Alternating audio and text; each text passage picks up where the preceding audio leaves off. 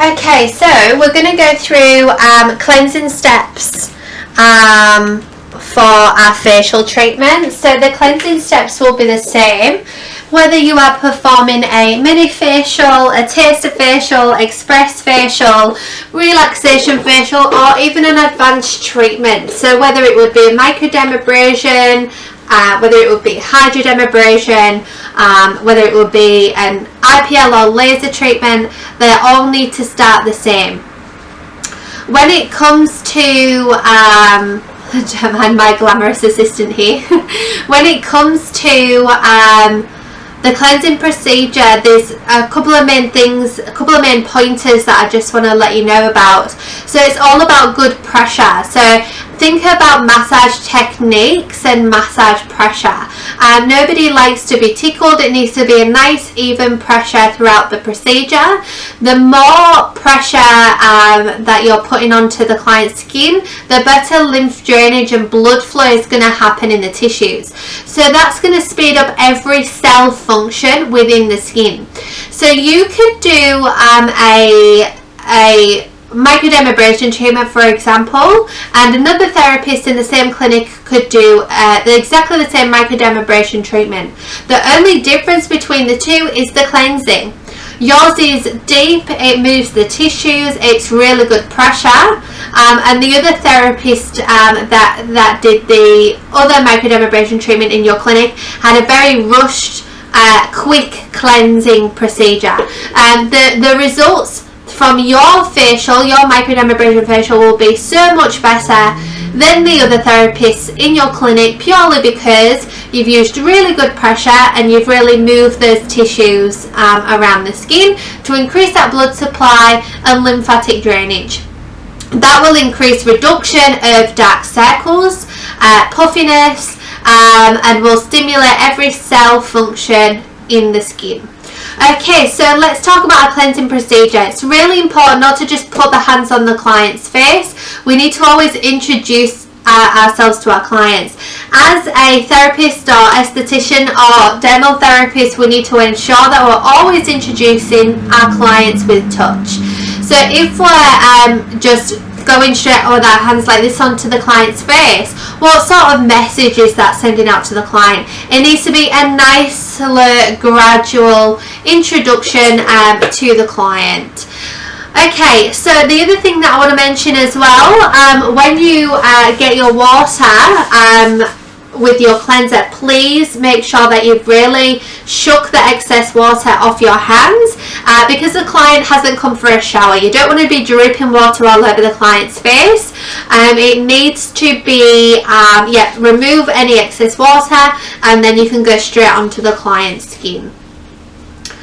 So when we're starting onto the client, you don't need too much cleanser. Less is definitely more, because you really want to be able to move those tissues. Okay, so start with your cleanser.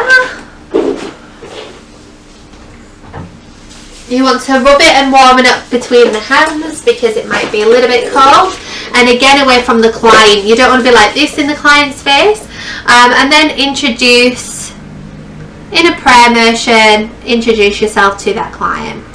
It's also really important to make sure that you've got as much contact with the client's skin as possible. So you don't want to be applying and then using your fingertips to spread your medium. It just doesn't feel very relaxing. And remember, you're introducing yourself to your client with touch. So if your technique is very flimsy, not a lot of pressure, and you're just feeling over the skin with your fingertips, that's letting the client know that you're not a very thorough therapist. You really want to have as much contact to the skin as possible, really good pressure as well. It's a lot harder on a dummy head because she moves around a lot. She's a little bit naughty, this one. Then come back to the chin, pray as much contact as you can. Scoop up over the client's forehead and back around. So you want to do this about 3 times in total. As much contact. You can see I'm cradling her chin, cradling her cheeks, sweeping up over the eyes, and then travelling back round. Once I get here, I want to really clean the cheeks. So full hand, and if this was an actual client, you'd really want to see those cheeks actually move and work inwards towards the mouth. Then you want to clean that chin area there, and also clean right underneath those lips. You can also come through with your thumb if you want to give more a thorough clean. And then always work inwards. Never take your hands off and jump in, just work inwards to the centre of the face. And then little circles up the nose. Really important not to press the nasolabial folds here, because you want to make sure the client can still breathe. And then really nice big circles around the forehead, and you actually want to see those brows move. This client's had a little bit too much filler and Botox, she doesn't move that much. So you get nice big circles at the brows, down to the temples, figure of eights at the temples, pressure and release. It's always good to finish with figure eights or a pressure or whatever it is you choose to do. Always just one still movement before you finish, because it tells the client every time before you finish that is finished, and that has to follow throughout your facial. So at the end of your exfoliant, same finish and same pressure. At the end of your mask application, same finish and same pressure. So going back to the cleansing routine, I'm just going to start from the beginning. Okay, so we come in prayer, introduce our client.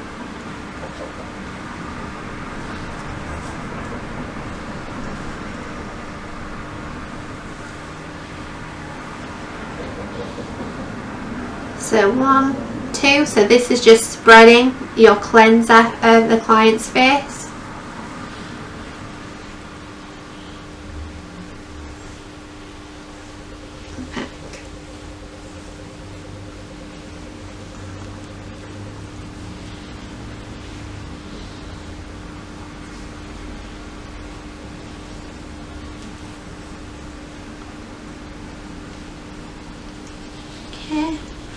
And then start your cleanse. So really see those cheeks move.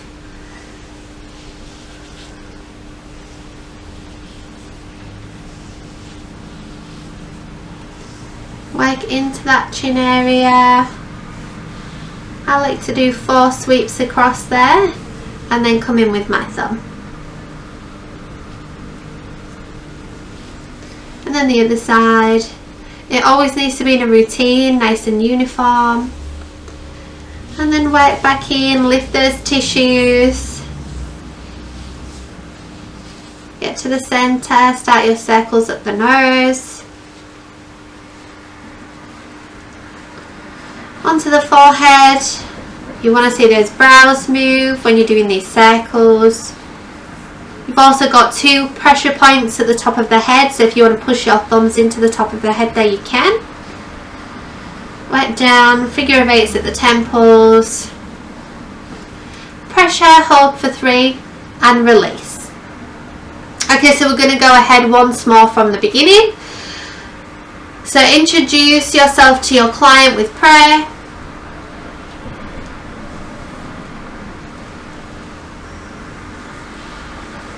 All the way down, and it needs to be nice and rhythmic. If you struggle to get your rhythm, sing your favourite song in your head and stick to that rhythm.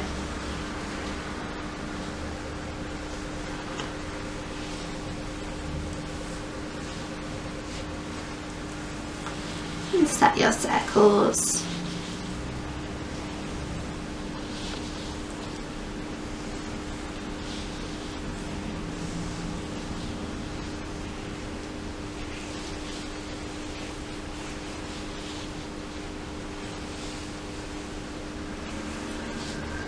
So when you're doing this, after you've applied your cleansing medium, you want to just start,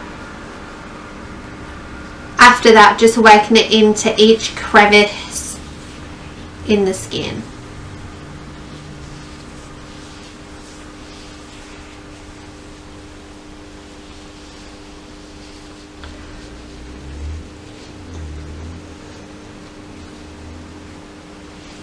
Again, you've got some really good pressure points in the head there. Really push your thumbs in and use those.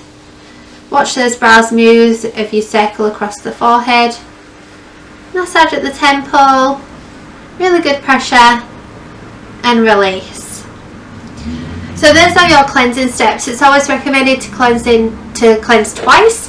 The reason being, your first cleanse, you know, if you imagine you're walking around with a white bed sheet all day, imagine how dirty that bed sheet gets. So that is what's covering your face.